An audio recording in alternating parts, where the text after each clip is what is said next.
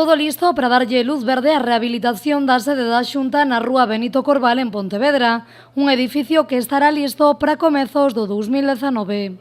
A conclusión é que a obra empeza xa digo, inmediatamente por resumir e por concluir licitación da obra, a adxudicación antes de que remate o ano e 15 meses para executala primeiro trimestre do ano 2019, a obra esperemos que este rematada e disposta para o seu uso.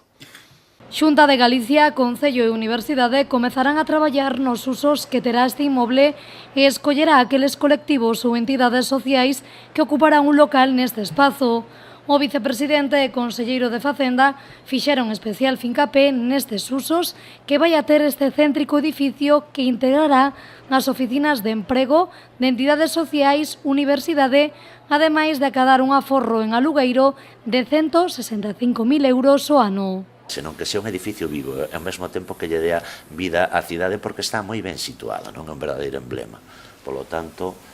esas tres funcionalidades, esa forma de financiar, ese aforro que se aproxima aos 170.000 euros ao ano, eses case 50 persoas dunha maneira directa, o que lle hai que sumar a xente das asociacións e a xente da Universidade de Vigo aquí na cidade de Pontevedra. Con todas estas inversións, Rueda quixo deixar claro esta mañá a aposta da Xunta de Galicia por Pontevedra.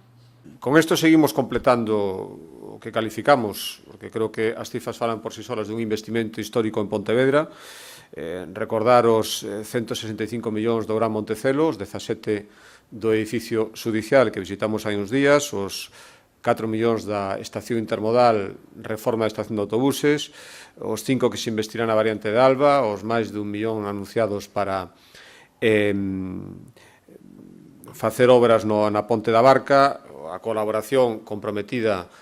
pola Xunta de Galicia para o pabellón de Gimnasia. En definitiva, creo que son unhas cifras que permiten falar, sen unha dúbida, de ese investimento histórico ao que nos vimos referindo. Un edificio, esta sede da Xunta en Benito Corval, de 5.000 metros cadrados, onde se primará a eficiencia enerxética e que contará cun investimento de 5,1 millóns de euros.